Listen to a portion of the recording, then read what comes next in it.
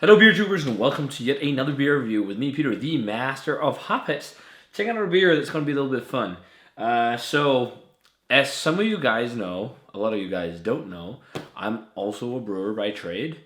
Not originally. If you followed me since back in the day, my original major was English. I was going to be a high school teacher, but I ended up working in the brewing industry. I really kind of wanted to do that because, as you might have noticed by this channel, I'm pretty fucking passionate about beer. So I became a brewer. And during my brewer's training, my brewmaster, Tom, from Germany, him and I did some great beers together. And not only that, it was also a case of really clicking with another person, becoming great friends. That's not too often it happens. Often, you meet someone and it's like, yeah, it's just a colleague. But once in a while, you have that like click and it's like you're just best buds, which was great. So we brewed a lot of fun things. We did a lot of double mashed Imperial Stouts. So he left the brewery and he's now working at this brewery. This is a beer that's only going to be available in Denmark at the moment, at least. But he's told me, like, you don't have to review it, but it would be kind of fun if you did. So I was like, well, let's review it then. So if you're in Denmark, you'll be able to get this, I think. I don't know how distribution is for this brewery, but this is from Frederikshavn Bryghus. Frederikshavn is a smaller city in northern Jutland. If you come from Gothenburg, take the ferry from Gothenburg to Denmark, you go to Frederikshavn. They now have a brewery. The first few beers they did, to be 100% honest, I wasn't too keen on with the old brewmaster. But Tom has definitely been trying to he's done a lot of work there to change things. And one of his first big kind of experimentations, that's just not your average lager and the Danish classic and whatnot, is this one. And this is the Frederikshavn Bryghus Dark Quarterer. It's a 12.3% double mashed Imperial Stout made with Belgian yeast. So it's pretty cool. I mean, double mashing was something him and I did a lot. I think it just produces great Imperial Stouts. It was really a learning process because the first time we did it, it was just stock mash and it was crazy. It's before we really thought of using like enzymes and rice hulls and things like that. But I think this one also took a long time. But yeah, it's, as I said, it's 12.3%, and Dark Quarter, it's actually an Italian metal band that they made it in collaboration with, because Tom is also a metalhead, and I'm not entirely sure of what kind of genre they play or anything, because I don't know the band, to be honest. So 12.5%, 60 IBUs, 200 EBCs. They just talk about different flavors on there on the side. So let's dive into it. And as you might see from the pour, it's a full glass. It's because I forgot to press record. Can't really pour it back into the bottle. But as you might have seen just from that array of beer going down into the glass, it was crazy thick. And he has like a new one coming out, he told me, or he just brewed one that has a even higher starting gravity than this one.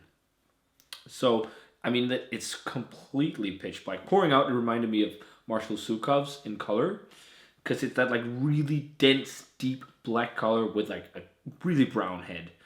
That was what was pouring out, and that's what you got in the glass. I've actually already tried it because last weekend him and I and another friend, Kelson, who's been in like one or two videos, went to a metal concert to watch Mercenary. If you've never heard of Mercenary, check them out. It's a local band, and they're fucking amazing. One of my all-time favorite bands. And we actually had a little taste of this, but it was a couple beers in. So it's going to be nice checking it out with a fresh palate. So let's check out the aroma on Dark Quarter. It smells so reminiscent of a beer we did together called Black Swan, or like the Dark Horizon beers from Nøgne. Tom was at Nøgne for a bit. It's like really, like he uses Muscovado sugar, I'm pretty sure, because it has like this really licoricey, molassesy roast profile.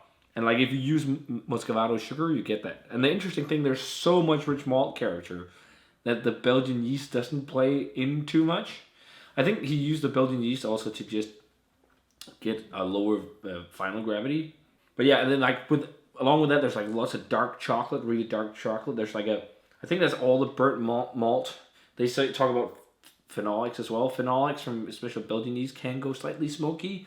I think it's phenolics paired with roasted malt that has like a slight smoky vibe. Like burnt, ashy, charred. It's like really old school. It almost like reminds me of it, as I said, like something like Dark Horizon, or like the Boris Taurus kind of beers from Hop and Frog. Like really big, thick, roasty, crazy intense. Let's try it. Cheers, and thanks to Tom for giving me the beer.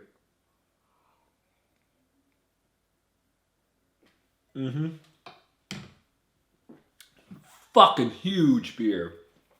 It is so roasty. This is so much like Taurus or Doris the Destroyer or something like that. Like the Hop and Frog beer is just like big, roasty umami bomb of an Imperial Stout. Like this is like a base stout that could easily go in there. But this is the kind of base beer you want to do. Not maybe as roasty, it depends on your preference, but like this thick and intense if you want to put it in a spirit barrel, because it's not going to hurt the beer itself. Sometimes people just chuck a beer in a barrel and it gets thin and whatever. This is not going to do that. Very tasty. A little bit of alcohol warmth going down. Not too bad, but a little bit. But it really reminds me of stuff we've done together.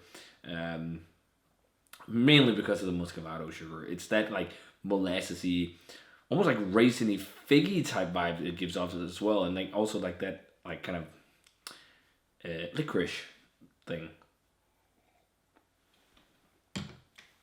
Really savory. There's an interesting spicy ester going on, or phenolic going on too, like peppery or something, which I think is the Belgian yeast at play. And other than that, there's a little bit of dark fruit, but big roast, like really heavily roasted coffee flavor to me as well. Burnt and ashy, like charcoaly, burnt wood. It's so reminiscent of the Hop and Frog beers. Tom, if you're watching, you need to check out Taurus from Hop and Frog if we can get it. There's a lot of similarities. That might be a little thicker or more roasty burnt. It's like really old school. But and this is too. I think it's really good. I'm not just saying that because it's my mate who brewed the beer and my old brewmaster. But it's a well-made Imperial Stout. It's thick and it's rich, and it's certainly the best beer I've had from this brewery. Because a lot of the first releases I was a bit like, yeah, about those. But man, you have to enjoy old school oomph.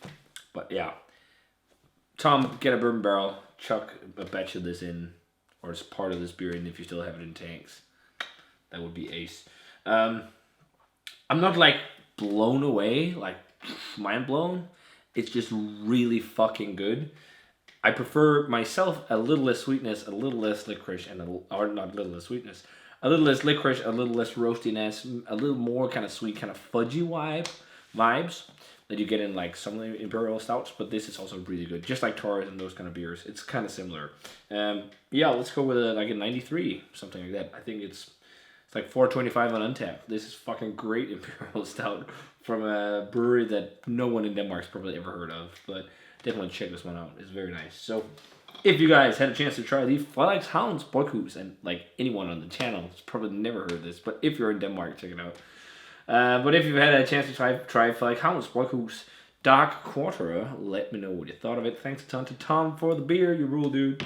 And as always, remember to comment, subscribe. Check out the Facebook fan page and Twitter and Instagram. Give this video a thumbs up if you enjoyed it. And I'm going to say cheers in thick ass, big ass, roasty Imperial Stout. And see you guys in another beer review.